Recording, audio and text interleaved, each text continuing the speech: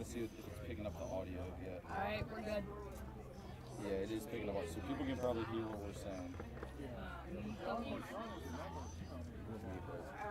just start broadcast. Okay. Okay, there's a mute. Okay.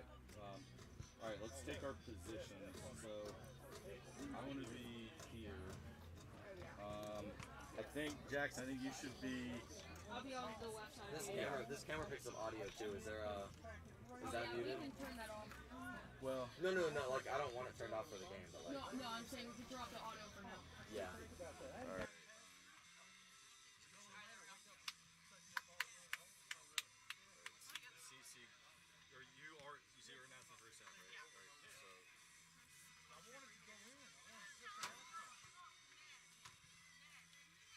Looks like he's in 7th grade. Yeah, don't they look so small? No, but especially that kid. Is the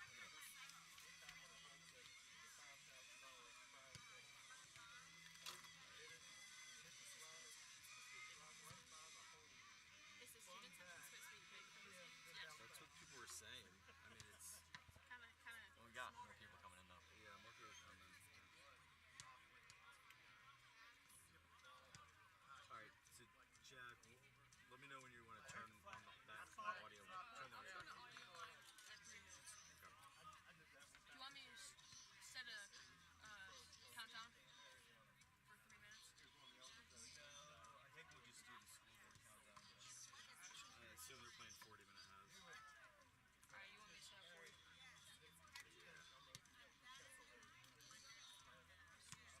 Don't they count up for soccer clocks though? Oh, yeah. Yeah, but on Wednesday the scoreboard counted down, so we just counted down. Okay. Some places they do count up, but I think we should do what the scoreboard's doing. Otherwise, they're confused if you look at the scoreboard and look at the monitor. Yeah. I remember for one of the girls' games, we had the camera zoomed in on that. Yeah, so And that's. one time it got messed up. If it worked, it was good, but if it got messed up, then alright, I'm gonna turn I on think that was audio. from the huddle camera. Alright, you go. So we're live.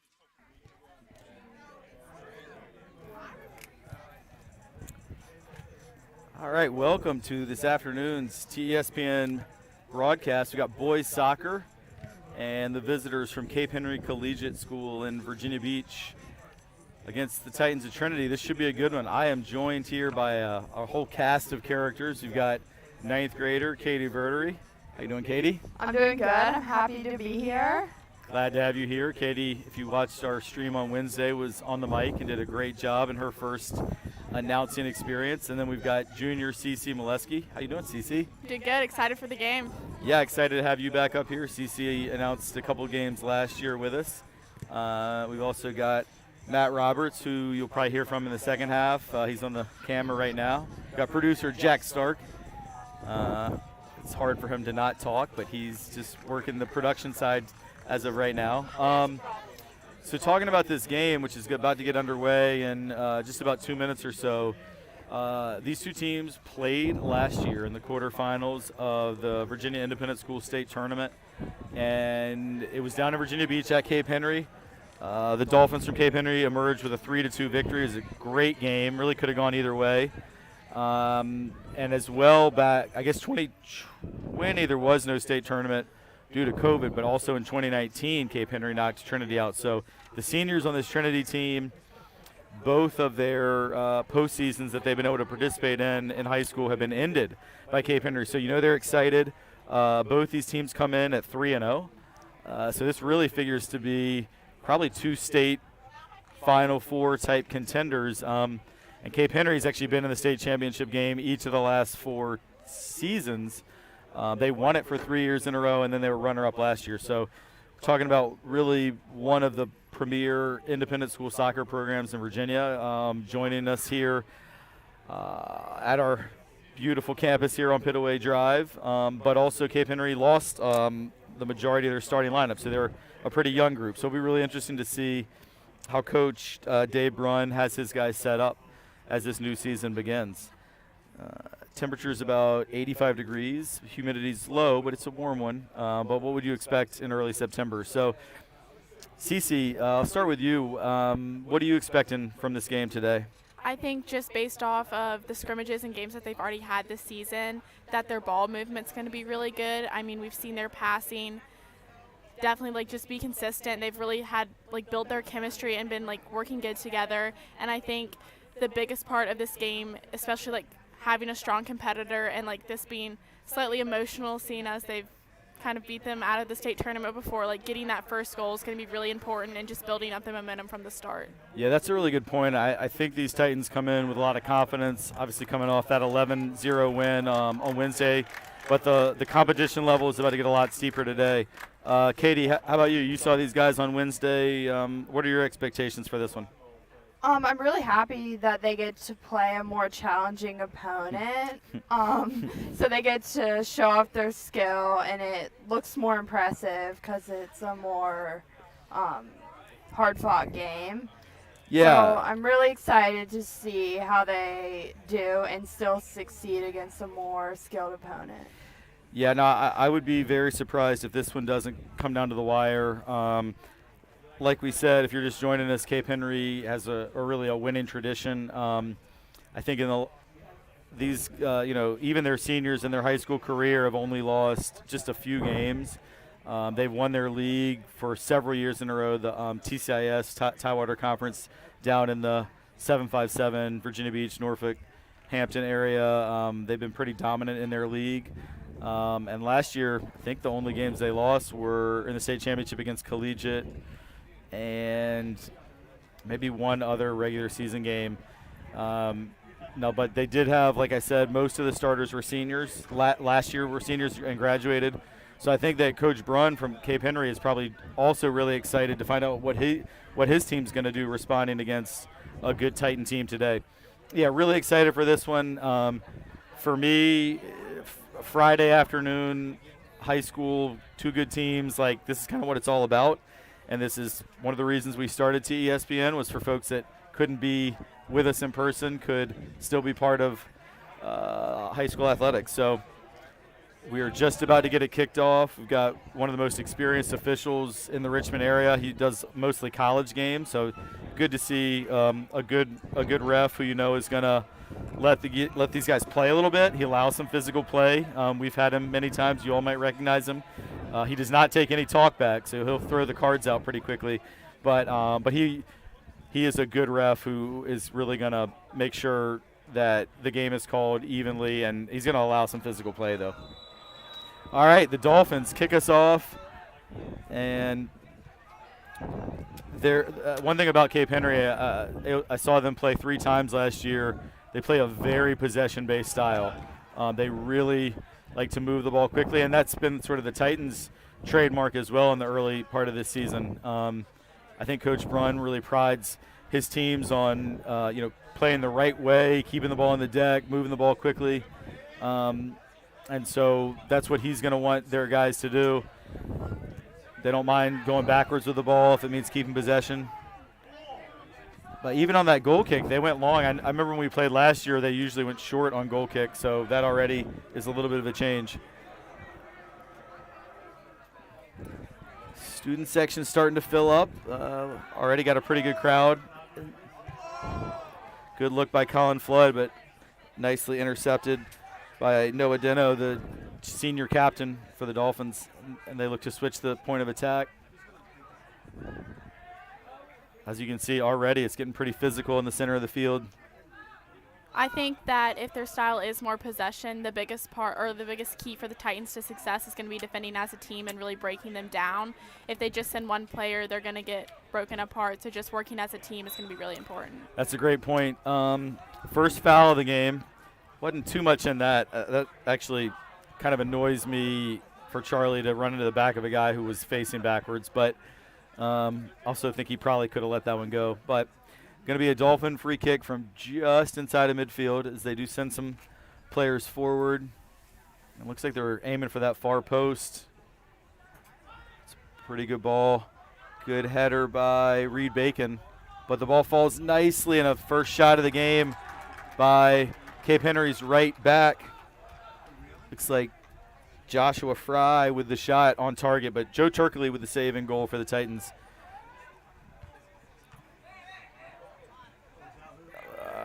I think Seth Molesky did not know the defender was behind him, but another foul. This time it's 8th grader Everett Kruger with the foul on Molesky.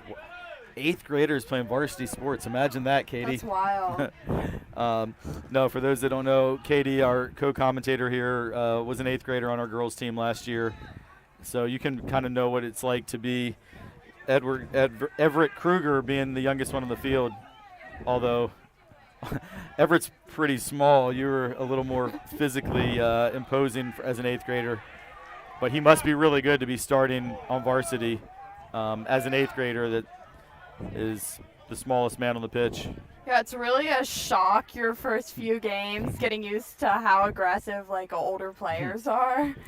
Yeah, but for sure. by mid-in season, you're really used to it, and it makes you better when you go back and play people your age and your size. No, that's a great point, Katie. All right, so both teams kind of trading possession here. Seth Molesky was looking for the through ball to Colin Flood, but he misplayed that one. Seth put up his hand with a little bit of a my bad there. And now the Dolphins, again, will look to build from the back. I do go long ball over the top, and it gets by Liam Smith to the 8th grader Kruger, and he's pushed off the ball by Davis Geis. That was literally a man against a boy right there. Davis, the 18-year-old senior, I think just had his 18th birthday a few days ago. Davis does such a great job as our center back. Folks that joined us last fall will know that I'm a huge fan of his game in the back, and Davis did a nice job there to shield that ball out of bounds for a goal kick. Already, just off the few plays he's been involved in, you can tell he's really calm under pressure and does a good job of handling and controlling those situations where it could potentially be a breakaway. Yeah, I have an extreme amount of faith in Davis as the center back. Just like you, Cece. Thanks.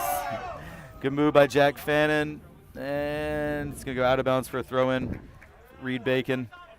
Big throw all the way from midfield just to the edge of the 18, and it's on the foot of Colin Flood, which is always a good thing.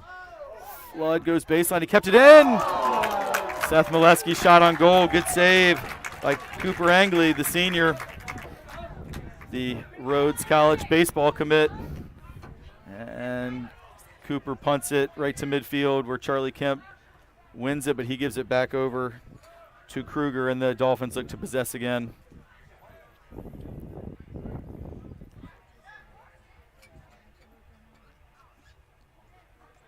Good job again by Davis, Geis. And Liam Smith puts it into the woods. Safety is his decision there. And it's going to be a throw-in deep in Titan territory for Cape Henry.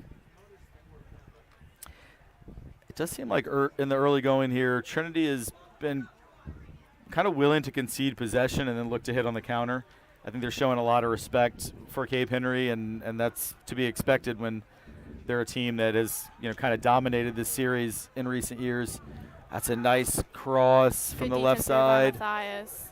And yeah, Mathias Russi did a great job clearing that out, but definitely a warning shot for the Titans. That was a really nice job on the cross there. I can't quite tell who that was. I think it was Michael Kubicki who made the cross there.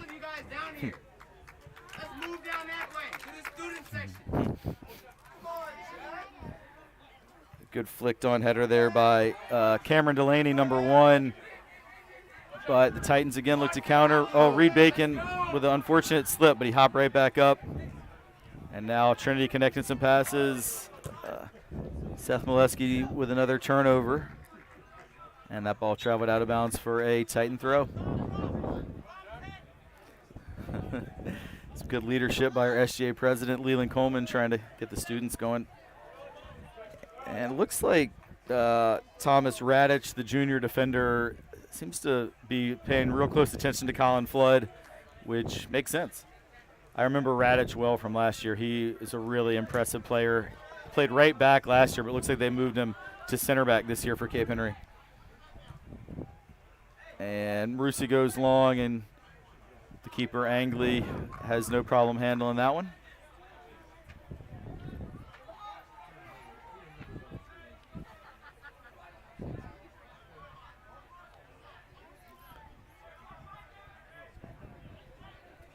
right now, just off like watching these first few minutes of the game, I think the Titans are giving Cape Henry a lot of space to take the ball, and that is potentially breaking them down in the middle and giving them a lot more chances.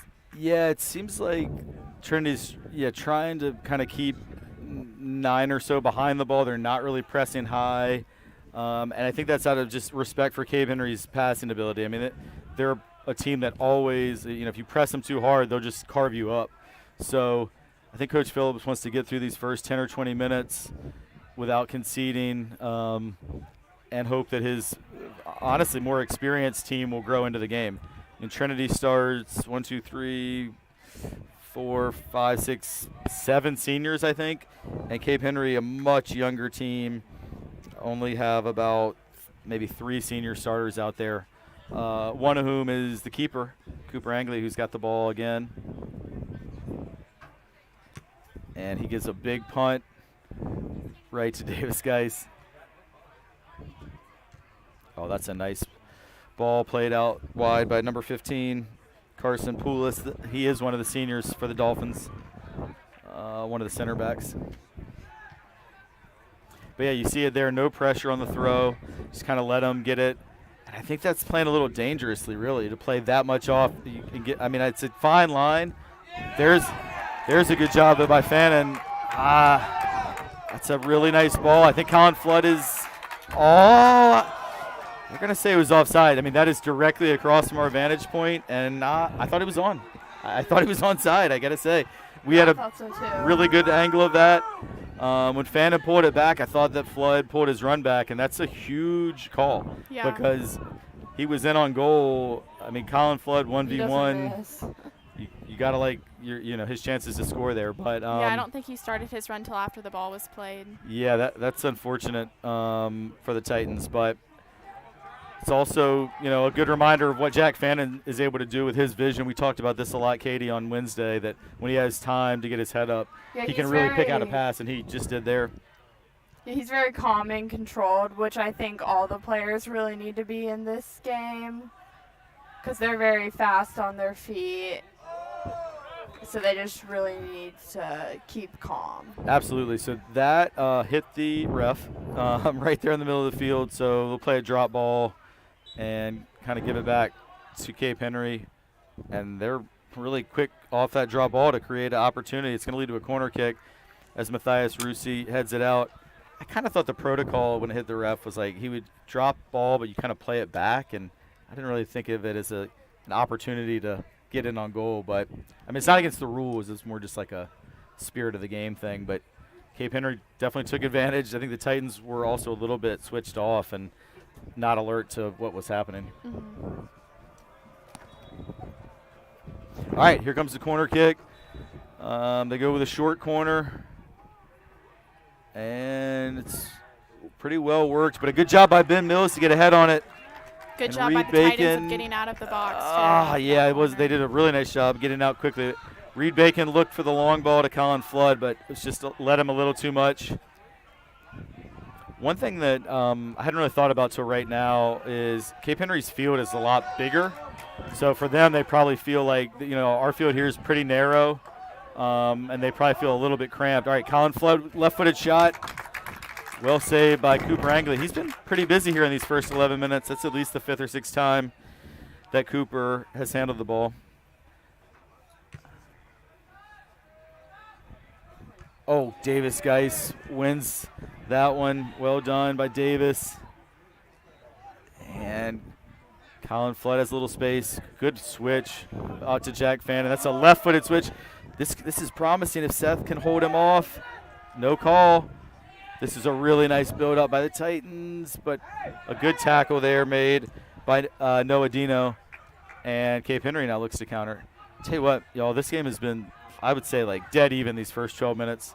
Yeah, I would agree. Definitely back and forth. Back and forth. That was another tight offside call. We did not have as good an angle as that's the opposite end. I actually thought he was onside, too, from here. So maybe the tight offside calls have evened out with one going each way.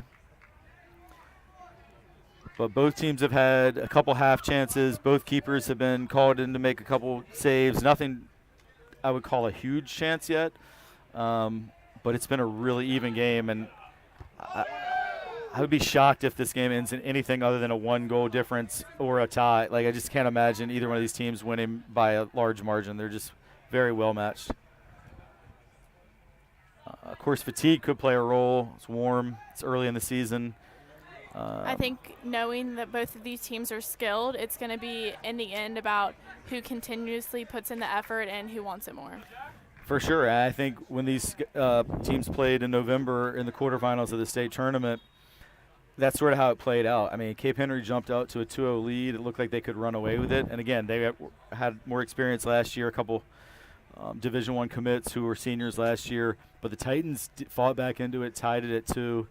And Cape Henry got the game winner with about 10 minutes left. And they did their experience pulled through for them last year. And the home field advantage helped as well. They had a great crowd out there on Mill Dam Road. All right, nice move by. Good job by Hayes getting back and pressuring. Yeah, Dominic Alvarez with some good moves, but Hayes Shepard did well. And I told you this ref generally will let him play, and he let some physical play go there. Cooper Angley with a good job coming out to the top of his box and reading that play, and had a little trash talk for Colin Flood there. I've known the keeper here at Cooper since he was born, and I've known Colin since he was in like 5th grade, so it's funny to watch the two of them battle. Oh, what a ball. This could be trouble, but another offside call as the Titans defense held their line. In those types of situations, communication is really important because it is difficult if you're focusing on the ball to see that back run. So just keeping communication between the back is really important. Yeah, that was a really nice looking through ball played by the Dolphins' Cameron Delaney there, but fortunately for the Titans defense, they held that offside line because once again they could have been in behind, but he was just offside. And it's just really fine margins in this game right now. And for any Cape Henry fans who are joining us on the stream, I want to welcome you all. And I just mentioned Dolphins goalkeeper Cooper Angley is my godson. He's our dear family friends. So excited to see Coop and his grandparents and mom here at the game today. But the Titans are looking to challenge Cooper again. And Ben Mills has to play that one out for a throw.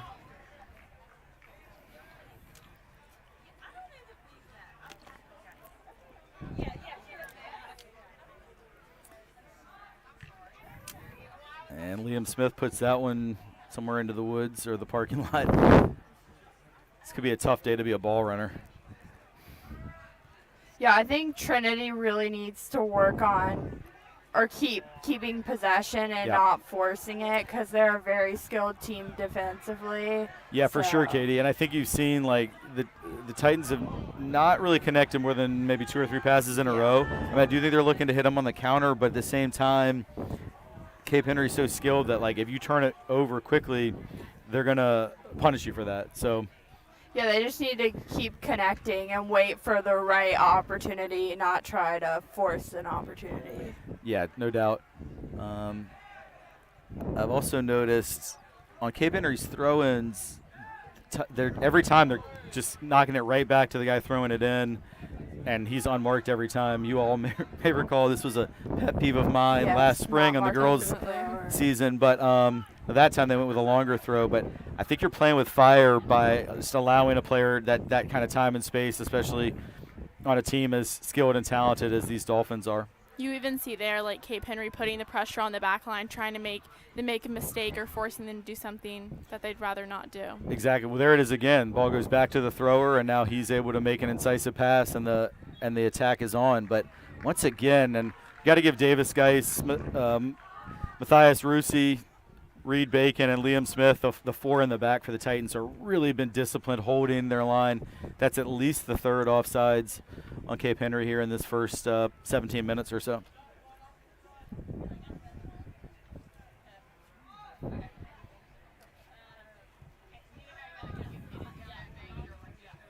Colin Flood does a really nice job shielding Seth Molesky with the steal. And a good ball by Ben Mills. What a move by Colin Flood. He sets it up for Molesky. Goal! That was a great team goal. Got the celebration. And a nice again. finish by Seth Molesky. And the celebration. The Titans celebrate as a team in the corner. I feel like usually you'd want to celebrate in front of your student section, not in the opposite side, but, you know, Next half. boys make decisions. Yeah, next half. But let's talk about that goal. It all started from the offside. So Davis Geis played a long ball. Colin Flood was able to win the header. Then ball fell to Ben Mills, who connected the pass to Flood. And Flood great cut it in vision on his by left Flood foot. there. And what an unselfish play. I thought Flood maybe was going to take on the shot, but he laid it back off to Molesky, who had the better angle, and he knew exactly what to do with it. What a finish by Seth, going back across the keeper's body. And the Titans take a 1-0 lead. Yeah, that was a great example of not forcing it and really looking and not forcing And really the working shot, as a even though team it's too, harder. and it worked there. Yeah, and it just speaks so. I mean, Colin Flood was the leading scorer on this team last year, I think by a good margin. Quinn Slaybaugh probably was second.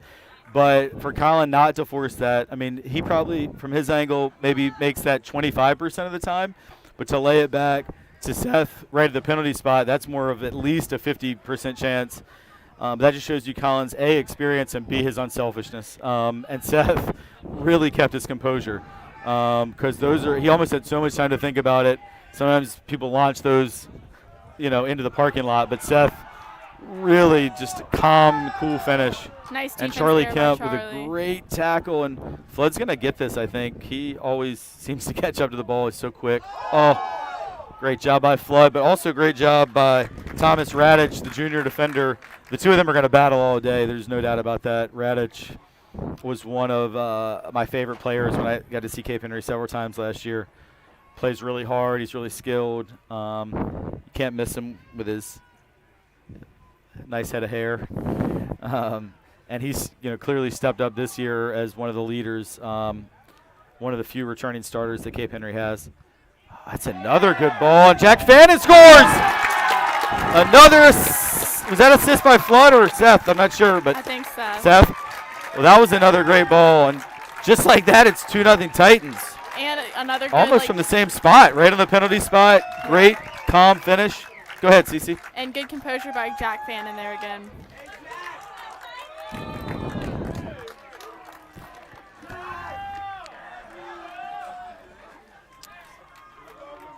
Yeah, so we had talked about how Cape Henry's throw-ins were causing the Titans some problems, but that came off a throw. Throw-in to, I guess it was to Seth's chest, down to his foot. Nice little square pass to Fannin, and Fannin finishes. I mean, we got a water break here at the halfway point of the first half, but if I'm Cape Henry coach Dave Brunn, who is an absolute legend in high school soccer coaching, won multiple state championships, I'm sure he's probably annoyed by the fact that really both those goals came all indirectly but off set pieces. Essentially a goal kick or a long free kick from the Titans' defensive box after an offsides leads to the first goal, and a throw-in that was not well defended and not cleared. And just like that, I mean, 4 minutes ago it was a tie game. We were talking about this is going to be nip and tuck till the end, and I still think Cape Henry certainly is not going to roll over, but just like that, they're down 2. And I know a lot of the players this season have really been talking about how the team chemistry is really good, and just those two plays show how much they trust each other with the ball and how well they work together as a team. Yeah, that's a great point, Cece. I mean, both goals assisted, both goals they made the extra pass and trusted their teammate, and that does speak really well to the chemistry. And even the whole team celebration, I think it still needs a little work, but it's that's something I don't remember them doing in the past, of everybody coming together. I like that. I mean, I do think that is something that just shows the togetherness. I still think when you have a pretty nice sized student section, I think it'd be more fun to go do it in front of them. But yeah, I guess like you said, they just have to score in the second half. Matt, maybe you can during this break pan down and get a glimpse of the student section, just for folks at home to get a sense of it. Not massive, but a pretty good sized crowd on a holiday weekend on a late Friday afternoon. So that's nice to see. not quite the same as our girls' state tournament game last Nothing spring. will That was compare epic. to that. Yeah, that was pretty special.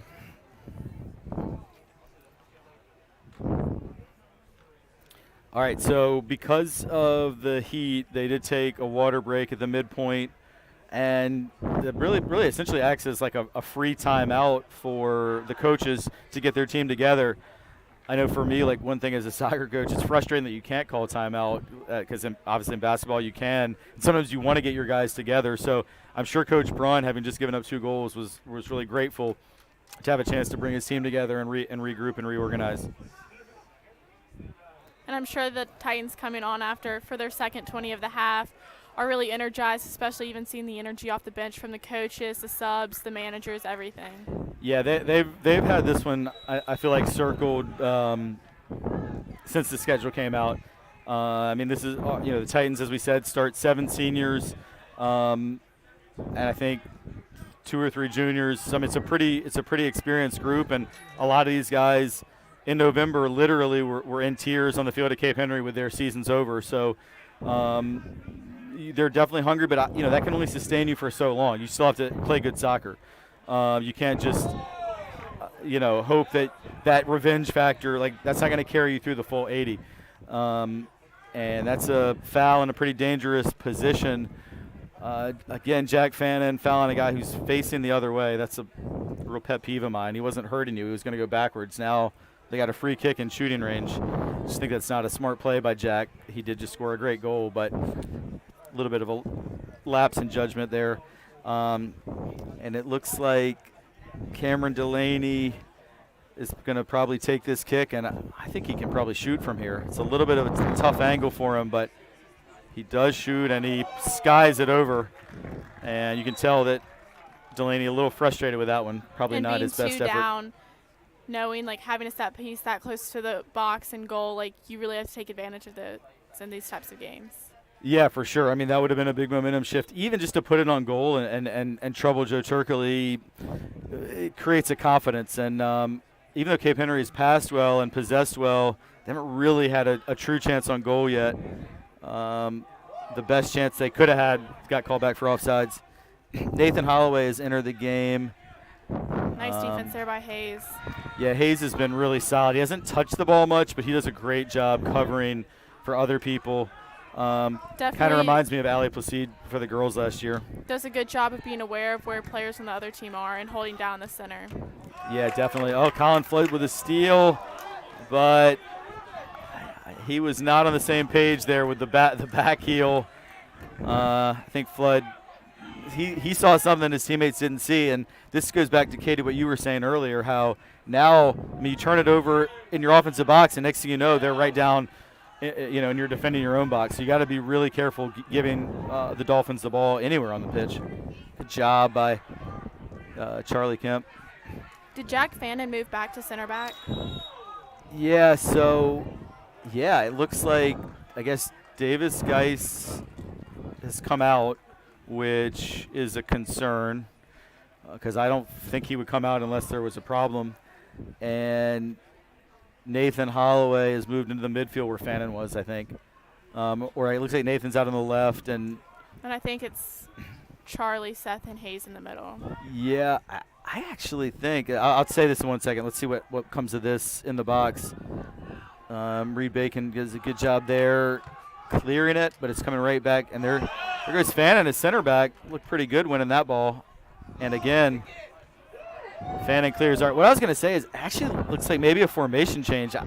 I thought we were in a 4-4-2 previously, and it looks like it's gone to more of like a 4-5-1, which I guess makes sense with a 2-goal lead.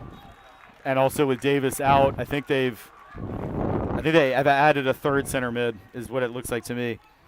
So Hayes, Charlie, and Seth all in the center, and it looks like they push Ben Mills and Nathan Holloway really wide. Or maybe like you call it a 4-3-3, I guess, as well. But it looks like Ben and Nathan are a little more withdrawn, and Collins kind of up there by himself. Good pressure by Nathan Holloway is going to lead to a throw-in in a pretty dangerous area. Davis Geis has been nursing an injury all preseason, so hoping it's nothing serious. It looks like he's about to come back in the game, actually. He's walking around. Maybe he's just still getting back his fitness because it is warm, and it looks like he's ready to come back in, so that's a good sign. And their forwards are really testing him, so he could be Yeah, for tired. sure. I mean, Fannon's done well in this 5-minute stretch at center back, but And I know even from his time at center back at the Christchurch game last weekend, he did a really good job of holding on the back. Jack did. Yes. Did you go to that? Yes, I did. Nice. That's a beautiful ball by Colin Flood. Ben Mills. What a ball by Colin. I think he got caught. Should I head it? Should I use my right foot? Should I use my left foot? And he just got caught in between 3 decisions. And ultimately, I think he chose right foot, but he whiffed it. But what a ball by Flood. Another Great- good great example of angle on how Trinity is utilizing those set pieces. Yep. Mathias Russi's already won 4 or 5 headers.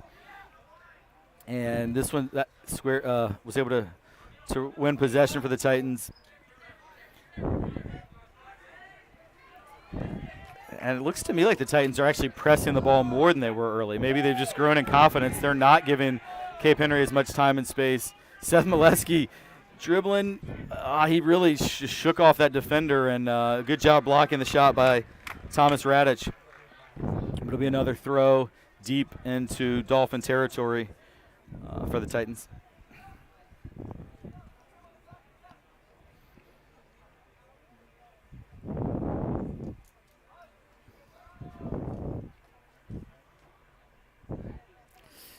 And We Liam can Smith. see Davis move back into the center back position again. Yeah, good call, Cece. That's really good to see.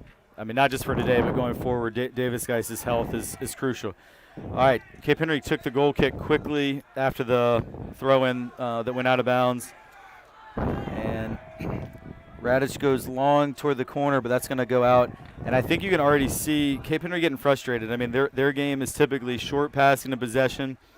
Radich brought that ball forward, and it looked like he just ran out of options. No one was really moving for him, so he And I just think- chose to go long. But I don't think that's what Coach Brunn wants them to do. I think that's a result, too, of, like you were saying, like the Titans pressuring them more this last 10 minutes. Mm-hmm. I think it's really great that Trinity's pressuring them and not letting them play this sort of pretty soccer that they want to play. For sure. What a Kind of taking ball the by game Hayes into their Shepard. control. Colin Flood didn't quite get there. Good job by Cooper Angley to win that ball, and Cooper is not afraid of some physical contact. That's his favorite part of soccer. So I'm sure he was thinking as Colin ran, come at me, bro.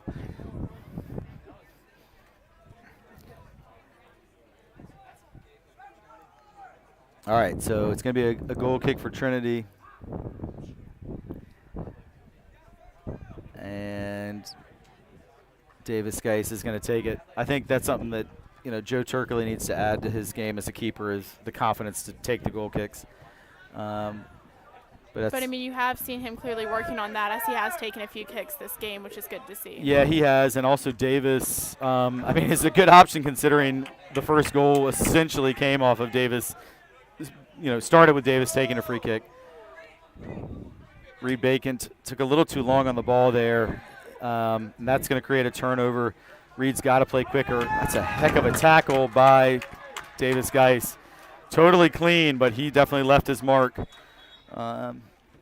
And Cape Henry players stayed down there. I think it's Carson Poulos who's down.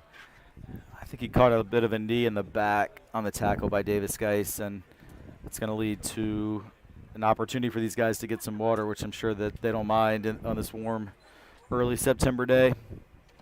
I think especially in these, coming back from the water break, the Titans have definitely had the ball in their possessive or offensive half most of the time, and just showing how they really use those 2 goals as motivation to keep working as a team. For sure. So really quickly, while we got 11:37 till halftime. You got a 2-0 lead. If you were a player or a coach right now, are you thinking, let's really secure defensively, make sure we go into the half, at least with a 2-goal lead, and if we happen to hit them on the counter and score again, that's great? Or would you say we're going to be a little riskier, press a little higher up the field, maybe leave ourselves vulnerable, but hope we can get that third before halftime, which would effectively, more or less kill the game off. What's your mindset in that position? I think knowing that the players are probably getting a little bit more fatigued these last few minutes of the half, like keeping that lead, because 2-0 is a rough, like probably the worst game in soccer to be at because they score when they're back in it. So just keeping that lead and then waiting till halftime, letting the players catch their breath, get a break, and then coming back strong is like a good play to go. Katie, what do you think? I would disagree, but I'm also a forward. Well, so I thought you might. I right. I usually So like to look at the game more offensively minded. Right. So just for our viewers who may not know, Cece is a center back and Katie is a forward. So you both said exactly what I thought you would say. And I do. I think a lot of it depends on the flow of the game. I do feel like Trinity has the momentum, and a third before half would be massive. But Cape Henry's so skilled, though. It's tough. Really, it's a tough call. Like, even for me as someone who's coached in many situations a million times, I'm kind of torn. Although I think when push comes to shove, if you're winning and they don't score, you can't lose. So I'd kind of lean to the defense. Also knowing that you does it with Colin and Seth up front, you still can absolutely defend well and score. Look at that speed by Colin Flood. He didn't get the pass right, though, and again, I think a sign of the chemistry. You see he held his hand up to Seth, my bad. I really like that accountability on Colin's part. I mean, one of the best players, I don't think it's an exaggeration to say Colin Flood's one of the best players to ever play on the boys soccer team at Trinity, but he doesn't think he's too good, that he can't make a mistake, and he did there. I mean, he did a great job beating the initial defender, but his cross was all wrong, and he immediately held his hand up. My bad, and we move on. Also with and this Seth season, did that earlier too. Seth and Colin have really built good chemistry. They work well together in the midfield, and their styles of play just really complement each other. Yeah, definitely. Yeah, I was about to say the same thing. Seth and Colin working well together is really great for Trinity, because sometimes two players that skilled can almost be like too competitive, want to score more, but they really work well together and want each other to do well. They do, and it actually reminds me, for our Cape Henry fans watching, of the two seniors they had last year. And I apologize, I don't have their names in front of me right now, but they've both gone on to play college soccer, but they were like clearly the two senior kind of star players last year, and they had that same chemistry, and they connected. I think for all three goals in the state game when they knocked us out last year, passing to each other and looking for each other. If Mr. Angley's watching, he may be able to text me the names of the two gentlemen I'm referring to, but they were huge personalities on the Dolphin soccer team for several years, and multi-time state champions. I think one went to ODU, and I forget where the other guy went, but they're both playing at the collegiate level.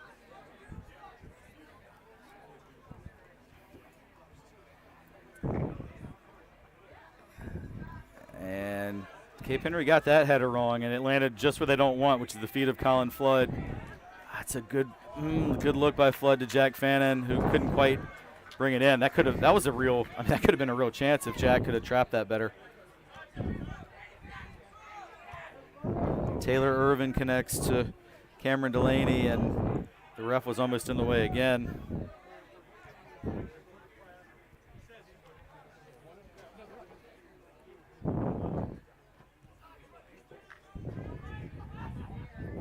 Nice job by Hayes there to shake the defender.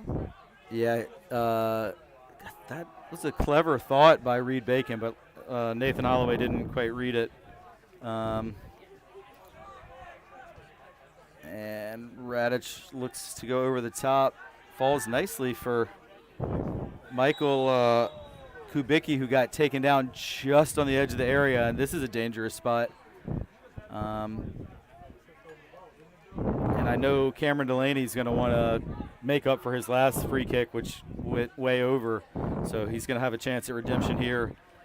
And right on cue, my man, Mr. Angley from Cape Henry, who's watching, texted, it was Kyle Usonis, who's at Loyola now, and Gavin Doran at ODU, who were just two guys for Cape Henry, just like Seth and Colin are for Trinity this year. Like, they're always looking for each other, unselfish, skilled, finishers, talented. So good thing for us that they're not here anymore, but what a shot. That's off the post. And That was a that really time good it was idea. it was Graydon Campbell with the shot, and I think I want to correct, or I actually think it was, I believe it maybe was Graydon Campbell who earlier went down under the challenge from Davis Geis. But that was a great shot, and that Titans just got fortunate there that one came off the post. I mean, that beat the wall. It was just, you had your heart in your throat there for a second, just hoping the post would step in. Joe was totally fooled as well. And definitely, like, as a player in that position, like, rarely does the person kicking the ball go for that angle, so they're probably definitely expecting towards the back post. Yeah, I mean, he had some really nice bend on that.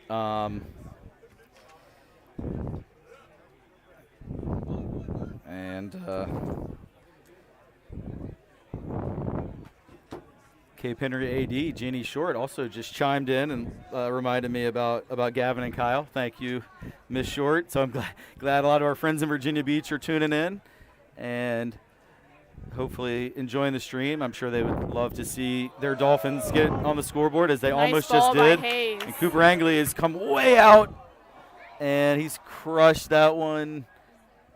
Dude, Cooper just kicked that ball like 65 yards in the air. Too bad they don't have football. Cape Henry. I think that was a heck of a strike with his right foot there. And it looks like we have a little delay in play. No, maybe not. All right, so we're down to 5 minutes till halftime. And Reed Bacon finds Colin Flood's feet. Those two guys have been playing together since middle school at St. Michael's and are great friends and great teammates. And now Cape Henry's going to have a throw in. Looks like Joshua Fry is going to take it, sophomore. Another one of the young players on this Cape Henry team.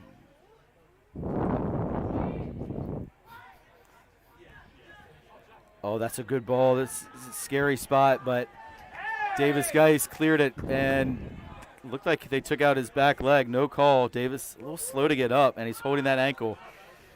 But the Titans did really well to reorganize there, didn't they? Definitely. The eighth grader tried to hit the wonder strike left-footed. Didn't work out. And Nice Joe Turkley does well to come off his line.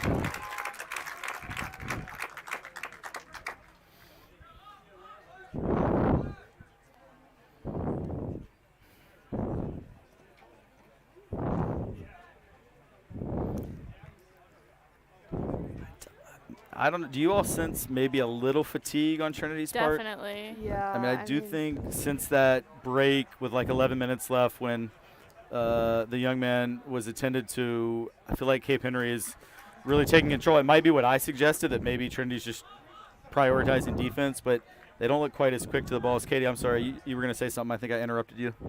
Yeah, I think Cape Henry also had subs, which fresh legs on the field really helps and challenges the defense when they've been in for maybe 30 minutes. Yeah, that's a great point. That was a nice looking ball by Nathan Holloway, and it was for Hayes Shepard, and Cameron Delaney just pulled him from behind. It was kind of a clever play by Delaney to grab his arm. I thought he might get away with it for a second, but the ref did see it and pulls it back for a free kick. Actually, I think it could have been a yellow card just because it was so intentional, but they take it quickly. I don't think Cape Henry was quite ready. This is promising. Jack Fannin, somewhat similar to Ben Mills earlier. I think he couldn't decide whether to head it or try and kick it, and it was just a little out of his reach. In the air, I thought Jack was going to get to it, but the sun may be playing a factor as well, particularly headed that direction towards the parking lot. Oh, that's an incredible first touch, and Cape Henry's in on goal, and what a save by Joe Turkley. Dominic Alvarez played an awesome ball. And good clear by Davis there. To Graydon Campbell, and then Davis scoops it up. I mean, okay, so now in the last few minutes, the Dolphins have hit the post and had a 1v1 with the keeper. Joe Turkley came up huge there, but it looks like Joe went down. He's holding his head. I mean, it did look like the ball kind of hit his chest, maybe? Yeah, something like that. He might have gotten the breath knocked out of him. Yeah, I mean, we all certainly know that goalkeeping is not a job for the cowards out there, and you got to be brave. You got to get big. You got to put yourself in harm's way, and Joe came out and got big for that 1v1 and made the save, but maybe took the ball in the chest. Just we're not sure, but- demonstrating too, like how all 11 players like are the ones that keep everyone in the game. Like from the forward to the goalie, it's a team effort of just constantly working for that win. Yeah, and once again, I mean, that attack, I mean, it started with a goal kick, right? Like, so Fannin couldn't get to that ball off of the free kick that Trinity had. Cape Henry takes a goal kick, puts it across midfield, one touch by Alvarez, and next thing you know, Campbell was in 1v1. So our field here is a little bit smaller, and you're really, like, especially a lot of these boys who can kick it a mile, like, you're really always could be 3 to 5 seconds away from being in on goal. CC, I mean, you obviously know that as a defender that plays on this field, like, especially against a good team, you can never switch off mentally, or next thing you know, the attack is right upon you. Yeah, definitely. It does look like the Titans are going to have to make a keeper change. So Joe Turkley's coming out, Mitchell Kugelman coming in, but they're both basically equally like goalkeeper 1 and 1A. I mean, they both play, they split time, so it's not like, you know, certainly a massive drop-off from a talent and experience standpoint. If anything, Mitchell might have slightly more experience, but so that's good news that the Titans have two very capable keepers. For us on the girls' team, Yeah, we only have one, so at least that we know of. Maybe we'll have a new student We've emerge, cat. but yeah, well, hope we don't have to go that route. Just because like we need her on the field. But yeah, definitely. all right, so we'll restart play with very limited time left in the first half. We're into stoppage time, and Cape Henry, who's really had the better of the play the last 10 minutes or so, is looking to create one more chance here before halftime.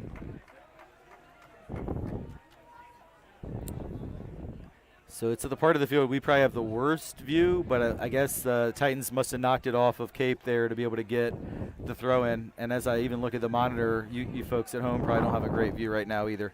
But just trust me, Trinity's about to throw it in, and they throw it into Mathias Russi, who was dawdled on it a little too much, and Cape Henry presses well, and they look to turn it over. And good pressure by Cape Henry, but they are called for a foul. It looked like another just little bit of a grab of the arm. Actually, the game probably hasn't been quite as physical as I thought it might be.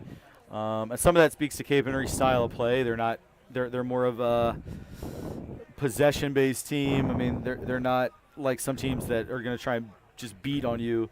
But also just anytime that two teams who play at a high level, usually, particularly on the boys' side, it tends to descend into very physical play. But been very few fouls. It's all been pretty clean. And there is a foul on the Titans. Wasn't much in that one either. So Two players that I think have really been playing well together this half are Hayes and Nathan. They've had some good chemistry down the sideline. Yeah, definitely. Jack Fannin wins that ball, but he didn't put Reed Bacon in a great spot there. And Bacon had to just play it out. I think that landed somewhere around the football practice field. So the Dolphins, I mean, we're down to just the final seconds of the first half, but the Dolphins are going to have a throw. And certainly at this point, if you're Trinity, you just want to get to halftime maintaining this 2-goal advantage.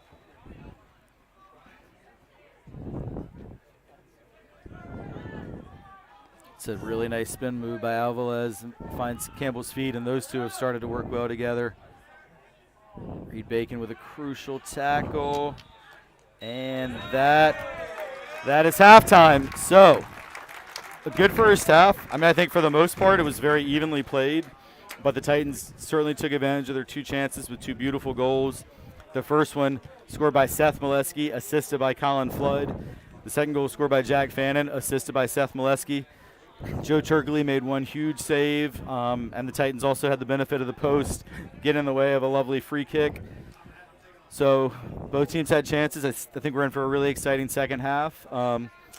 Stick around. We're going to take a short break, but should be a great second half upcoming. We'll be back soon. Jack, go ahead and mute it.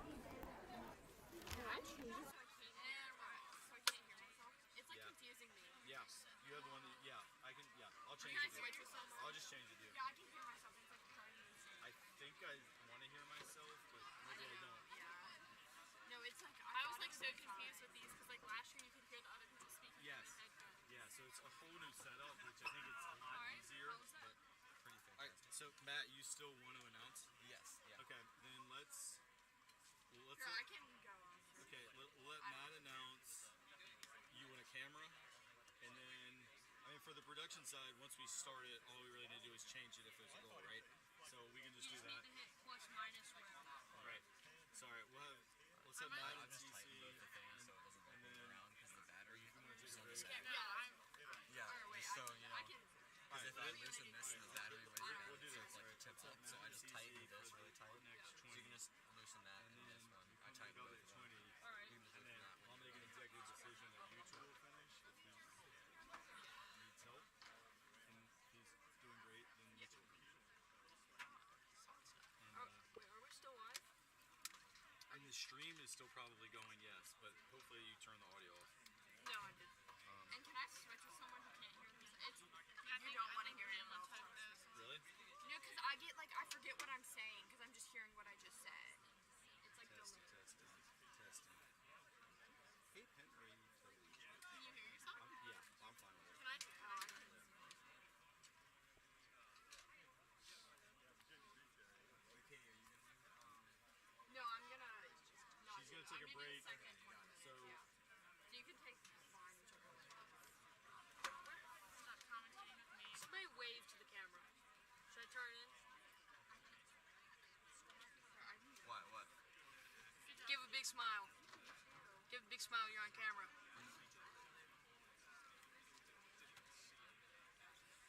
Okay, was this one yours? It doesn't really matter. Wait, so the volume's if you still care on. about hearing yourself, don't worry about it. Volume's still on.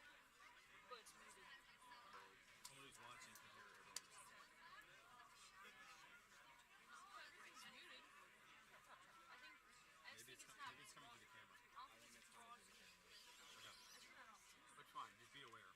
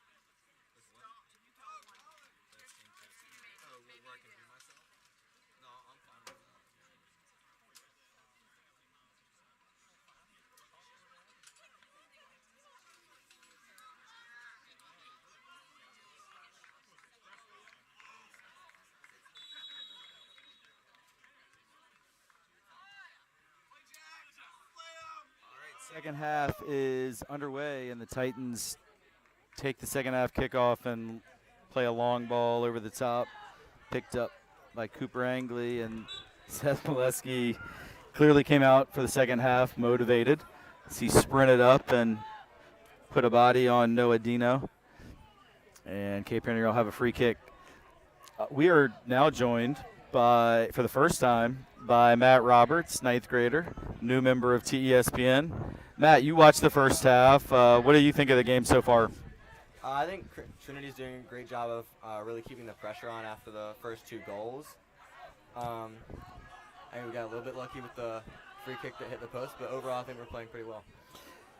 Yeah, for sure. And when Colin Flood has the ball on his foot, usually we do play well. And that's a great look, but just a little too much on it.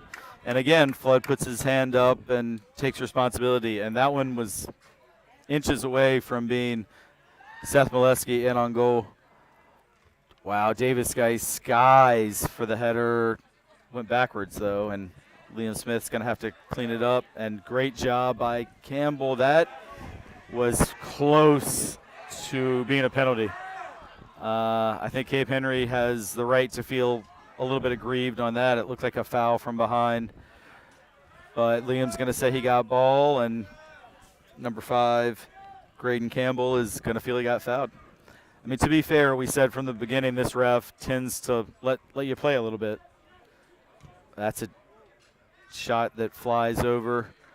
Also, just coming out of halftime, like you said, Trinity, obviously Seth sprinting after the ball, had some energy there, but you can also see how Cape Henry definitely has the energy wanting to get that goal back and get back into the game. Yeah, for sure.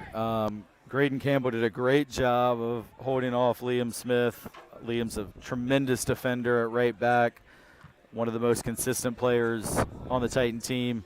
So going by him is never easy, but Campbell got a step on him, and Liam was able to get that tackle in just before Campbell could get the shot off. Graydon definitely felt he got fouled, but the official had a good angle, so we play on. That would have changed the tenor of the game for sure, though. Dolphins again possessing well like they did to start the first half. And Liam Smith was clean on that one. Beautiful tackle as Ben Mills goes long, and Cooper Angley comes out again. His dad said he may try to be a punter on the football team at Rhodes. He's winning the job if he keeps kicking it like this. And Davis Geis also with a big kick to clear it out to the touchline for a throw-in.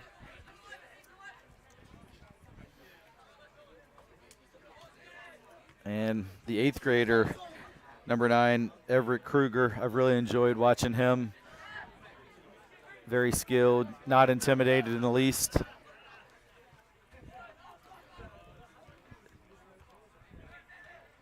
Great ball by Seth Molesky to Colin Flood. Back to Seth. And they weren't on the same page that time, but you can really see the pattern starting to develop of the Titans keeping numbers behind the ball and then looking to hit on the counterattack with Flood up top and Seth in behind him as the number 10. And I think that's the right strategy for, particularly with the lead and the talent that they have. And not only like looking at like the players up top, but also just like keeping an eye on the defensive four. They've done a great job of staying connected and really just like grounding the Titans in the back. Absolutely. Cooper Angley misplayed that ball out of the back, and it'll go for a Trinity throw. And looks to me like they're going to just take their time, which is the smart thing to do. Hayes Shepard pops it up over the top to Ben Mills. And that's kind of in that corner that we can't see very well, but it looks like it's going to be a Titan throw.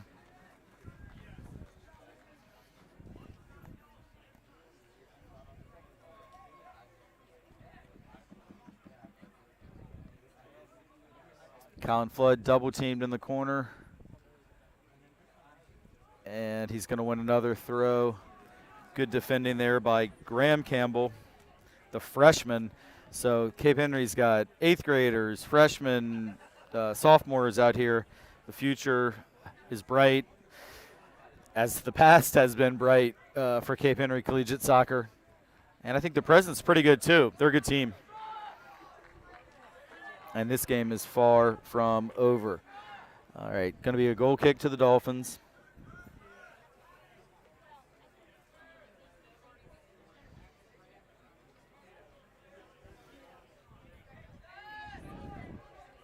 And they're going to build it out of the back. That's a really nice ball. And they're into the box again with Alvarez. Yeah, what a pass. And Graydon Campbell tried the back heel shot from about 6 yards out, but Mitchell Kugelman was quick to get down on it. Good save by Mitchell, but a very creative attempt by Campbell.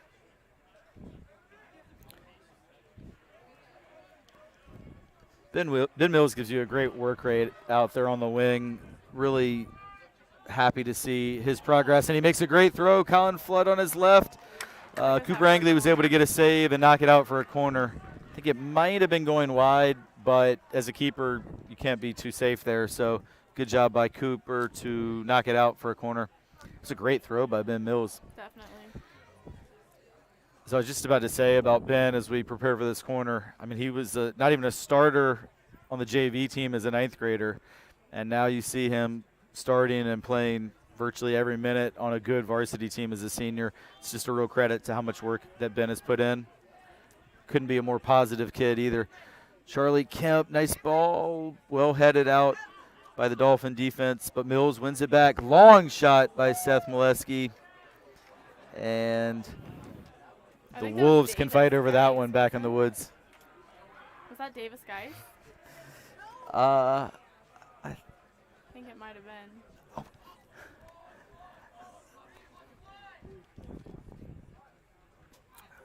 Yeah, you would know, right? Seth doesn't shoot that badly. Well, I just saw Davis running to the back line after the My shot. bad. I mean, from here they look pretty similar, about similar size.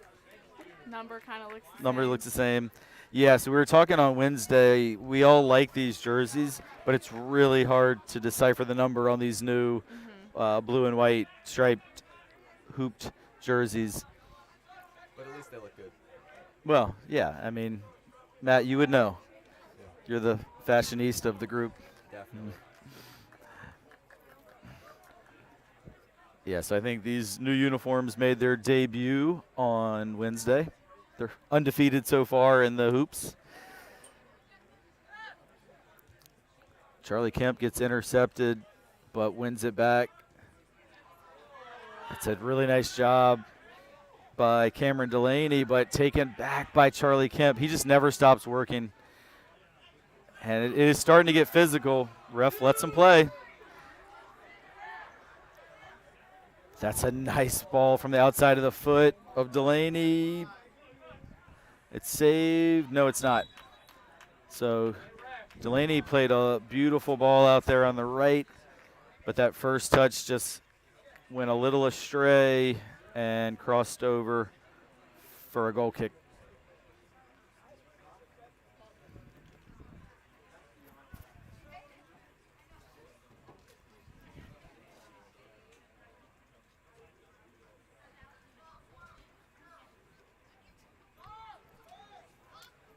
Stephanie.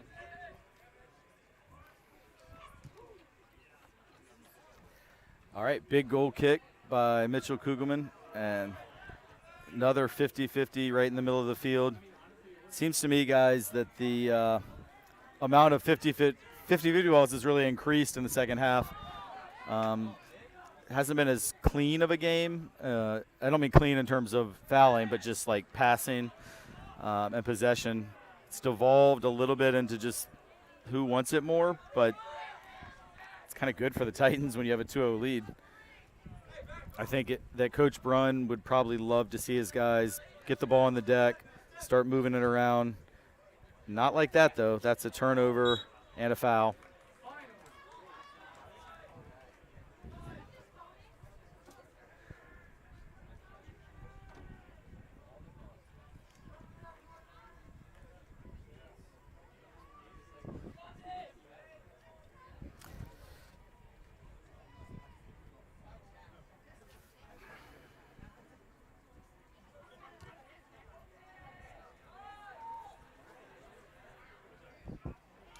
Ball played into the box, and Flood won it.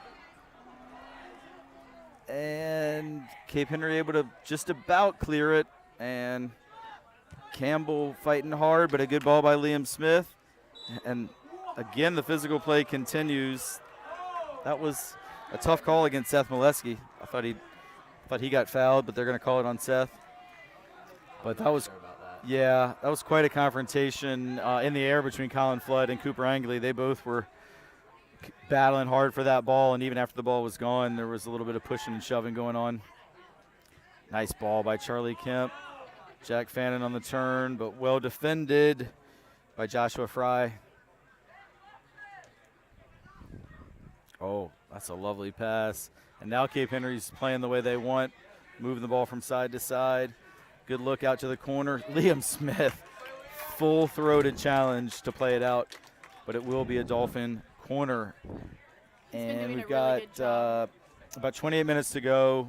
Looks like our monitor is running up, so we're about 11 minutes into the second half. Cece, go ahead. I think Liam's done a really good job this whole game, really just shutting down that sideline, not letting many people by him, and just really securing the Titan defense. Another contact in the box. And I don't think it was enough to warrant a PK, but the Titans are playing with fire a little bit. And that's a good tackle. Cape Henry has some numbers forward. Delaney plays it out to the right.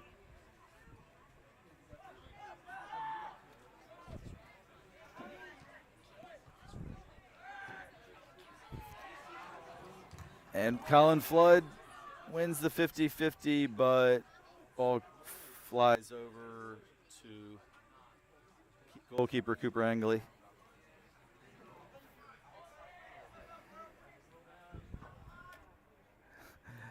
And I definitely think you can kind of see some fatigue in the Titans as they're a little bit slower to pressure the ball during these last few minutes of the second half. I think so too. I think also when you have that 2-goal cushion, you can afford to be a little more defensive, and you don't have to take as many risks and kind of let the game come on to you. But I do agree that in the 50-50 challenges, Cape Henry's starting to win more than their fair share. And, I mean, they've had twice in the box where on a different day, a ref who has a little tighter whistle, it could have been PKs. So I think Trinity needs to make sure they keep their focus and concentration, because one goal would change this game completely. Yeah, but I mean, even as a player, it does feel hotter, obviously, when you're on the field and not having many subs. Their legs have to be tired, so just kind of having that toughness to fight through that. Yeah, for sure. And the Titans have barely subbed today. That's a nice ball to the back post by Hayes Shepard. Colin Flood with a header, and Cooper Angley gets down for a nice save and looks to throw it deep, but Charlie Kemp with a good header. And it's nice to see Griffin Phillips, one of the great players in Titan history, over on the sidelines with the team, as he's back in Richmond, just graduated from college and working in town, and he really knows the game super well. So it's awesome to see Griffin out there. All right, what a ball by Hayes Shepard, but Jack Fanning could not quite get on the end of it. Good job there by Ben Mills to step in front of that ball. Yeah, good job by Ben. Then he had it taken back, though. And Liam Smith with another good tackle.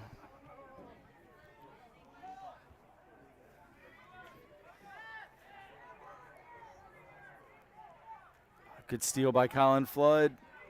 Kemp again has to take him back away. Wow, a lot of contact in that one. But he's been consistent. He's letting them play.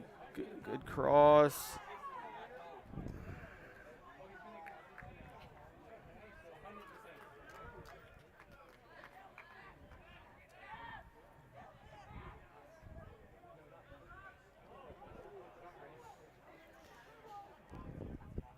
Great hustle there by Charlie to stick with that. Yeah, Charlie's work rate is unbelievable. He reminds me of Griffin Wright from last year's team. Just never stops running. Well, he's actually not running right now, but almost never stops running. And he wins so many of the 50-50 balls. But Cape Henry, they're really starting to put the pressure on. but didn't get a whole lot behind that shot. But it was an attempt on goal, and Mitchell Kugelman had to get down and save it, but it was a pretty routine save. But the warning signs are there. The Dolphins, I think, are starting to have the better of the play for the most part. But there's Charlie again. And Hayes Shepherd, I think, is cramping up, but he's gone down after that challenge. And Cape is right in on goal, just wide. And Davis Geis also went down. So we talked about Trinity's barely subbed. I think just one player off the bench has gotten any minutes, I think, which was Nathan Holloway. Well, Mitchell Kugelman in goal, but of the field players. But I'm pretty sure Hayes is probably, well, he might be able to stay on. We'll see. Trainer hasn't come on yet. And now the ref is calling the trainer on and saying that a sub must be made. And this will give the players on the pitch a chance to get some water.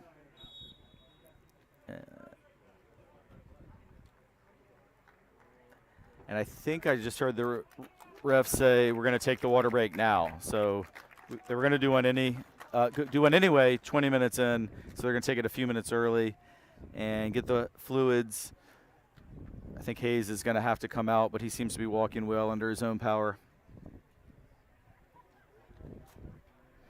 And All right, these so high go ahead, Cece. temperatures where the players are constantly working, no subs, like constantly running, like cramping does happen, and that's just part of the game. And we saw that even like this past Saturday on the football field. Yeah. against the Benedict team. Yeah, we had several players cramping, but still were able to get the win over Benedictine. And for our EPL fans out there at the Liverpool-Newcastle game on Wednesday, tons of Newcastle players were going down with cramp, although it seemed to maybe be more of a time-wasting maneuver than anything. And it bit them at the end because Liverpool scored with the last kick of the game in the 98th minute. So that was kind of karma. But for sure, those cramps for Hayes were very real. And I could actually see the cramp in his calf from here. So hopefully he'll be able to hydrate and get back out there because he's such a key player in the center of the pitch for these guys. Matt, I was just going to ask you from this vantage point, as we have this little break in the action, what are some things that you've seen? I've noticed we're definitely the more physical team. We're just really bodying Cape Henry off the ball quite frequently. I think we just need to keep that up and keep the same level of energy. Cape Henry's, I think, possessing better than they did in the first half. Yeah. But they're just not really getting anything going on offense. Yeah, and I mentioned, if anyone who joined us late, that this center ref had him ref dozens, maybe 100 games that I've coached or played in, and he does allow physical play, and I think he's been consistent with that. It's what we, and Coach Phillips will certainly know that, and even Coach Brunn, even coming from Virginia Beach, probably has seen him as Cape Henry comes up to Richmond a couple times every year to play either Collegiate, St. Christopher's, Stewart, who are all in their league now, not to mention that the state final is always in Richmond, and Cape Henry has been in each of the last 4 state finals. And I wouldn't be surprised if this ref has done those because he's among the best we have. So that shouldn't come as a surprise, but you're right, Matt. It has been physical, and the Titans have done that. They've taken advantage of that. Definitely. All right, Jack Cranston is into the game for the first time in place of Hayes Shepherd.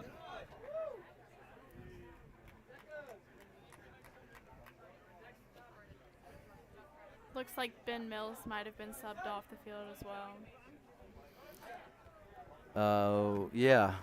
Oh, Nathan Holloway's also in. Yeah, so Nathan's on the left, Jack on the right, and Jack Fannin, nifty little ball over the top that Colin Flood is on the end of, and that's 3. Jack Fannin with the assist, Colin Flood with the goal, and now they get to celebrate in front of their students and friends, and what a celebration it is. Cape did have a defender go down in the collision. Looked like Thomas Radich went to the ground. But in terms of the finish itself, I don't think Colin Flood will ever have an easier goal once he beat the defense, beat the keeper, and that was a 1v0. Katie, Katie doesn't have a mic right now, but she's still up here with us. I'm sure as a striker, as a forward, you would love to have a shot like that 2 yards away with no keeper in the goal anymore. Yeah, definitely. And just Trinity securing that 3-0 lead definitely makes the lead more comfortable, and even if Cape Henry does end up scoring one, that lead is more significant to where it's not going to be as tight. Yeah, and I do think on a warm day it's even bigger. With 21 minutes left, on a cooler day where the energy is maybe more in the gas tank, but it's hard to see a way back from 3 goals down in this heat. Although the one way to do it would be to score quickly, and they do get a shot on goal that Kugelman had a little trouble handling, but he was able to finally secure it. Another good attempt by Graydon Campbell, who's had a very good second half. I think he's really stepped up. Good pump by Kugelman.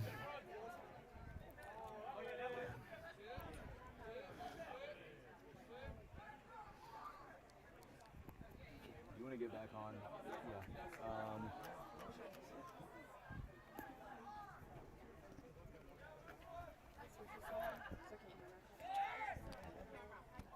All right, and great job by our cameraman slash producer slash new announcer, Matt Roberts, who put in 20 minutes of good service there on the mic. But we are going to welcome Katie Verdery back. So, Katie, you've been up here. We haven't heard your voice in about 20 minutes, but what have you seen in this first half of the second half? What I've really seen is how something that really separates the teams is Trinity's ability to score, because Cape Henry has had a ton of shots that, if they were just better shots, could have been multiple goals. But Trinity's shooting ability has really set them apart from Cape Henry. Yeah, that's a really good point, because other than the shooting, it's basically been an even game. If anything, Cape probably with a slight edge in possession, but Trinity's had 2 in the first half, incredible shots, and then that one was the hard work was done earlier by winning the 50-50 by Flood. But yeah, I mean goals change games, and that's the case. And there's another good shot by Fannin. Colin Flood was a little slow to get up, but I think he's just a little fatigued and maybe got his foot stepped on. Another great header by Russi. That's about his 7th or 8th header. Nathan Holloway might just get to this. Cooper Angley does well to read the danger and beat Holloway to the ball. And already it's a counterattack, so that just demonstrates how quickly the ball can move from one side of the field to the other. Yeah, good point, CC. Flood is still, I think he's okay, but he's definitely holding in that ankle a little bit. Probably just got stepped on. That doesn't feel good. No, not at all.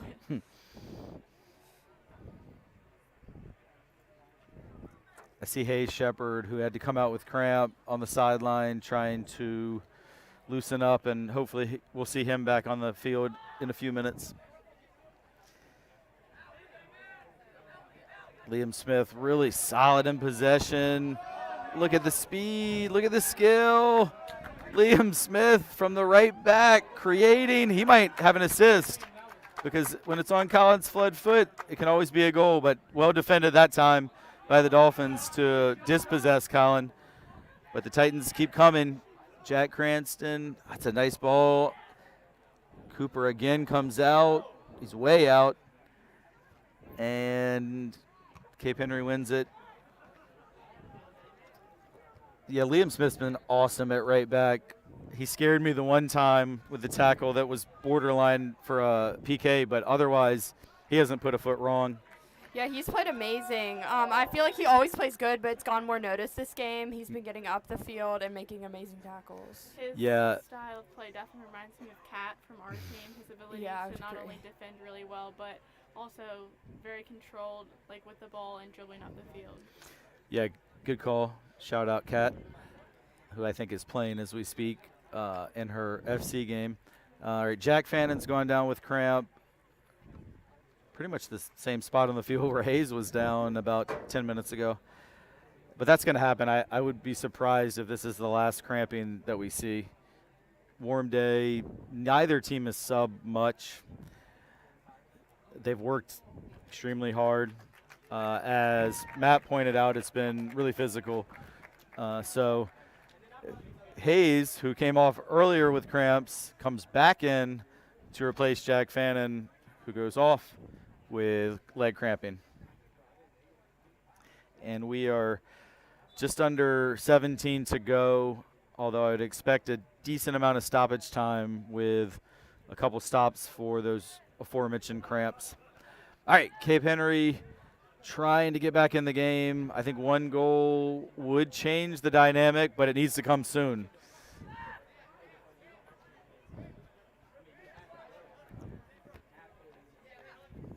But they're building with possession. Good tackle, Jack Cranston. Fresh legs of Cranston, and he goes long to Ben Mills as I guess Colin Flood has also taken a break. And you heard me mention, I think he looked a little labored in his movement, so hopefully also just trying to get him off before the cramping sets in. And we'll hopefully see Flood again if he's needed. And we see Ben Mills come back into the game where Colin Flood was. Yeah, and a little bit different skill set, but Ben will always give a huge effort. And he's fresh because he had a good rest for about 10 or 12 minutes. He's such a hard worker, and it's so like strategic. He works really hard in doing things so that he doesn't have to maybe run as much. He always is kind of looking ahead. Yeah, that's a good point. And Ben is a really smart player. You know, his dad is one of the coaches, and his dad was a great player here at Trinity back in the, I guess, late 80s, early 90s. And I know soccer is frequently a conversation at home, and you can see that Ben has really gained a lot of knowledge from his dad, John Mills, Coach Mills, as that cross is going to be kept in play. Great hustle. And Cranston kicks it out, so Joshua Fry does a great job.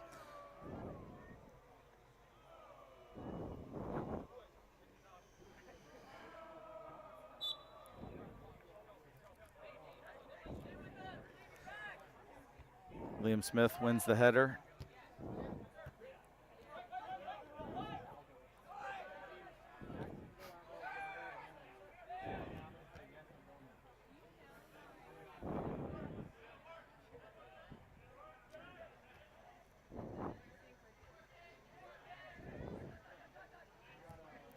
Good ball there by That's Turner. a really nice ball over the top, but well defended again.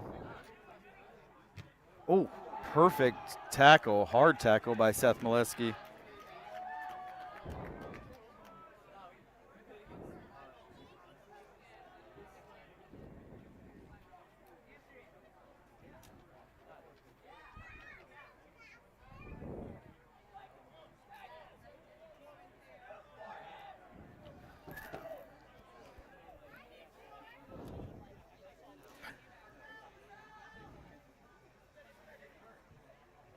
Davis Geis goes back to Mathias Russi, connects with Charlie Kemp. And remind me to say something about Charlie in a second. Ooh. Cooper Angley and Ben Mills with a hard collision. And it's a red card for Cooper Angley, straight red, as I think the official felt like he just kicked him in the chest. Ben Mills is up. There's still some words. It looked like Cooper stuck out a hand in apology. Not sure Ben's ready to hear it yet. And that is a pretty big moment in the game. If Cape Henry had any hopes of coming back, I think that playing a man down with a backup keeper, and I don't know if it's going to be a PK as well. I mean, I think it was in the box. I do too. I mean, Yeah, it was really definitely in the completely box. changes the momentum of the game. With only 12 minutes left, Cape Henry's really going to have to work hard if they even have a chance of coming back. All right, so new keeper coming in, and Charlie Kemp has the ball. I think he wants to take the PK. Now the center ref is, I think, walking over to the AR just to confirm that it was in the box. Yeah, this can make a big difference. I guess not in this game because there's already a 3-goal lead, but whether it's a PK or a kick right outside the box, because those are very different percentages from like making it. It is for sure, and also from a standpoint of state rankings, I know they try and say like doesn't matter if you run up the score, but at the end of the day, a 4-0 win against a team that's played in 4 straight state championship games looks really good for Trinity. So Yeah, I would say 4 goals definitely looks more like you really like ran them down more than 3. yeah, and so it's not a PK, so it is a red, straight red for Cooper Angley. So he's off. Does he have to sit out the next game too? He will have to sit out the next game as well. I don't remember who Cape Henry plays next. I actually checked their schedule this morning, but maybe Catholic. I can't quite remember, but whoever it is, Cooper will have to sit that one as well. And then 2 other keepers on the Dolphins roster are senior Tanner Alptekin and junior Parker White. I'm not sure which one is in the goal. They're both just listed as goalie on the roster without numbers. As Ben Mills strays offsides. 1, 2, 3, 4, 5, 6, 7, 8, 9. I was just counting, making sure they actually, because Cape Henry had to take a field player off. Yeah. Obviously, they're going to have a keeper. So that's an old coaching habit, just making sure they actually, took the player off, and they did. Sorry, people watching at home had to listen to me count to 10, but I proved I can do it. This does kind of change the tenor of the last few minutes. Pretty much takes any tension out, in my mind, for the Titans as we go under 10 minutes to go. You also, or at least coming off of that call, it looks like the Titans are having a little bit more energy, going to the ball a bit more, and just really fighting to keep the shutout through the last 9 or so minutes. Yeah, no doubt. And I'm probably a little motivated by seeing their teammate. And, everybody obviously loves Ben Mills. He's one of the most beloved members of our community. Seeing him take a cleat to the chest was probably a little motivating. Definitely. And it's also, they're going to have more energy because they don't have to do quite as much with them a man down. Yep. Yeah, so great they point. can always outnumber them. Great point, Katie. Jack Cranston dwelt on that one a little too long, though. Could tackle Liam Smith. And Seth Molesky's going to save it. Yeah, still in.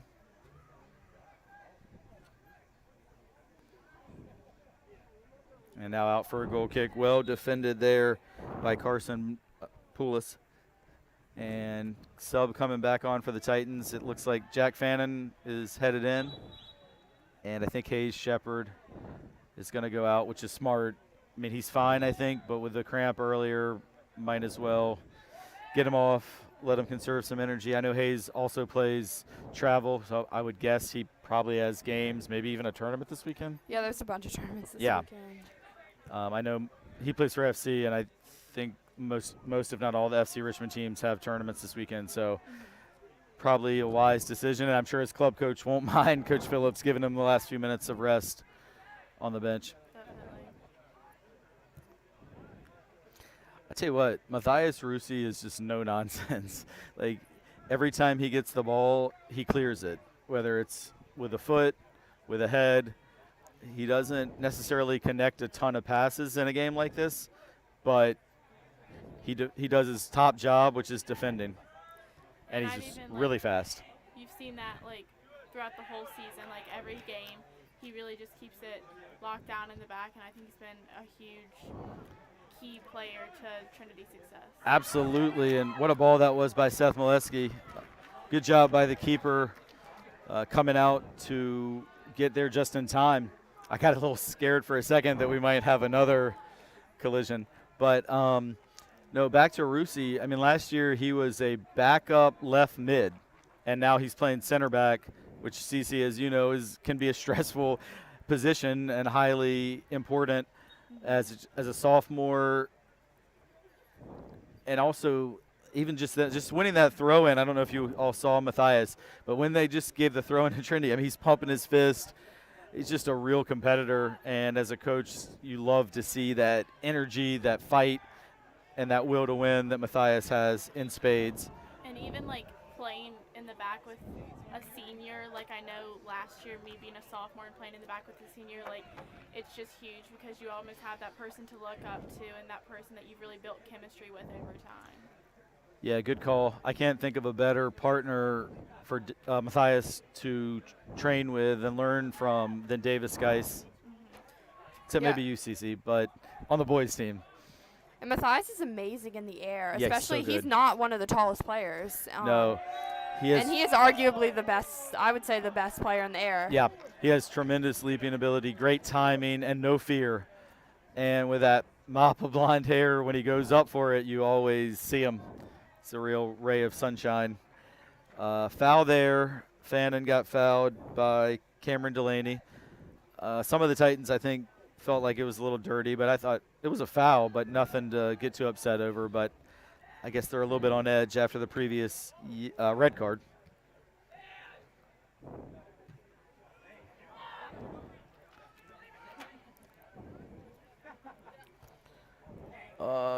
Good idea by Campbell, but Mitchell Kugelman was quick to come off his line and intercept. And we're under 6 minutes to go.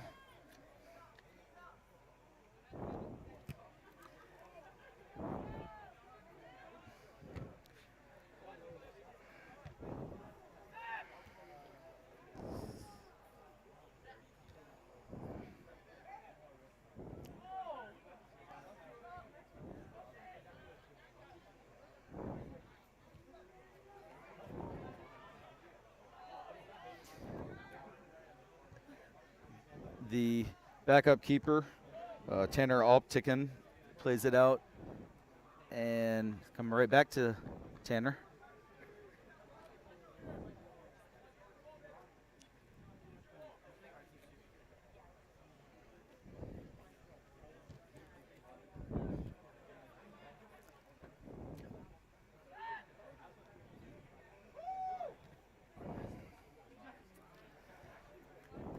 Cape Henry's still knocking on the door. You know they don't want to head on the long drive back to Virginia Beach with no points on the board, no score. So I think they're going to keep pushing till the end.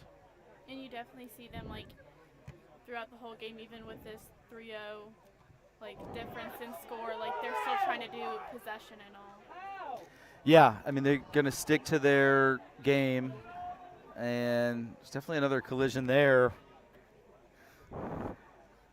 And it looked like Joshua Fry took the worst end of that. Hopefully he's okay. Looks like he's shaking it off.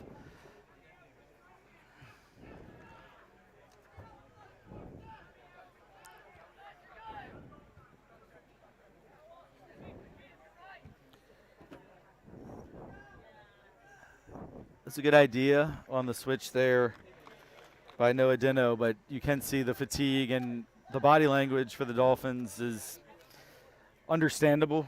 On a hot day, lost their starting keeper. They're down 3-0. Probably most of these guys on this team have never probably even lost by 3 goals in a Cape Henry uniform.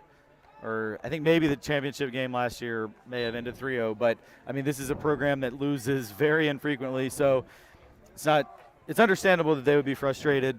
And you can start to see that's finally set in. Yeah, but go ahead. These games are always hard, but you just have to use them as an opportunity to see what you did wrong, what the other team did well, and really learn from it and yeah, no doubt, not let Katie. it happen again. Yeah, I mean, it's still super early in the season. They have everything to play for. This is only their 4th game, and they're going to be a power in the TCIS, no doubt, as always, and Coach Braun does an incredible job. So they'll learn from it, like you said, but it's going to be a very satisfying win for the Titans. And I think also, like, just even from, like, seeing our team last year, like, from the beginning games to the games that were our last of the season, like teams can completely change between whether it's positions, chemistry, or style of play. So if Trinity does end up playing them later in the season, I think that'll still be a really interesting match. Yeah, definitely. And that could happen. Like we said, they played in the state tournament at least the last 2 years, and I think maybe 3 of the last 4. And it's mostly ended with heartbreak for the Titans. So I know it's going to feel good for Coach Phillips to finally beat Cape Henry, which hasn't happened in a number of years. I think his morning meeting announcement this morning, you guys have, Katie, been here 2 years, CC 3 years. I don't ever remember Coach Phillips making like a announcement like that to promote a game the way he did this morning. So it means a lot to him. As Roman Gamino is in for the first time, and he's got fresh legs and he's using them. Did a nice job winning that 50-50 ball.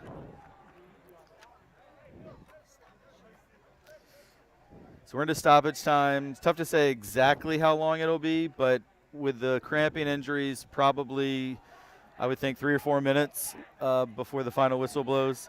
I do think sometimes in a hot day when the contest is essentially settled, I feel like sometimes they blow it a little early. But I like watching soccer, so I'd love them to keep playing for a few more minutes. I'm sure the guys on the field are ready for that final whistle, though.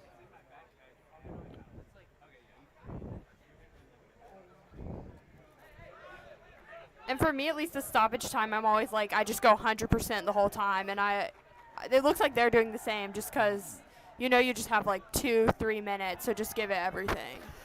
Yeah, absolutely. That's like at pickup in the summer. Obviously, I don't have the privilege to play anymore at the high school level. But whenever like Coach Phillips will be like, all right, 5 minutes, then I just go crazy the last 5 minutes, like sprint everywhere. Don't want to leave anything on the field. Reed Bacon, he's been really solid today. We haven't called his name a ton because I haven't picked on him much out there on our left wing. But Reed has been really good as the left back. Liam Smith, I think, has gotten more action. But Reed has had a really solid game. I think all 4 players in the back really complement each other, respect each other, obviously, on the field, and just really work well together as a unit.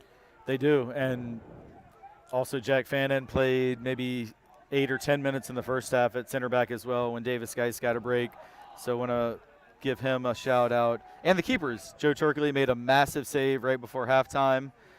Hopefully he's okay. And then Mitchell Kugelman has come in and has obviously preserved the clean sheet. And that is it.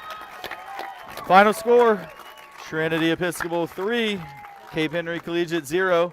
Titans moved to 4-0 on the year, and the Dolphins dropped to 3-1. And just for a super quick post-game wrap-up before we end the stream, just like to ask Katie and Cece from each of you, maybe give us a man of the match shout. I would say Trinity definitely ran onto the ball in front of the goal, really took the opportunities and had good shots, and I think that was really what made the difference between them and Cape Henry was their shooting. Absolutely. Do you have a player of the game? I would say Liam. All right. He so really stood out to me. Liam Smith with a vote. Cece? I would say Colin Flood and Seth Molesky, just because their chemistry on the field really helped the Titans gain this 3-0 lead, and just as a Titan, like, beating this team that set you back so much these past few years, like you have to be proud of what you left on the field. For sure. Matt doesn't have a mic, but Matt, you got a player of the game vote up here? Colin Flood. All right, that's another vote for Colin Flood. Jack, our camera guy / producer, you got a vote? Yeah, I'm Colin Flood. Another Colin Flood. So I think all 3 of the names that have been mentioned would be my top 3 performers today. Colin Flood, Seth Molesky, and Liam Smith. But just to be different and give one more guy some praise, I'm going to go with also Mathias Russi. It's his birthday tomorrow. He won so many headers in the back, and as a sophomore playing center back against a really good opponent, I want to give a big shout for Mathias. I think I said Mathias, like Mr. Short did this morning. Mathias Russi, my man, my advisee, is my vote for player of the game, but all of them were awesome. Last thing, just a little bit of housekeeping for our TESPN fans. Our next stream will be next Friday. It's volleyball. I believe Norfolk Academy is coming into the Estes Center, so that'll be our first volleyball telecast of the year. And our next soccer is not for a while. We've got, I think, a bunch of away games in a row. But I know we've got at least a couple more soccer games to do this fall. St. Christopher's for sure is on the schedule, and one or two more. So thanks for everybody who tuned in. A great win for the Titans to go to 4-0. Hope everybody has an awesome Labor Day weekend. On behalf of Matt Roberts, CC Molesky, Katie Verdery, and Jack Stark, thanks for all your attention. We'll see you next time.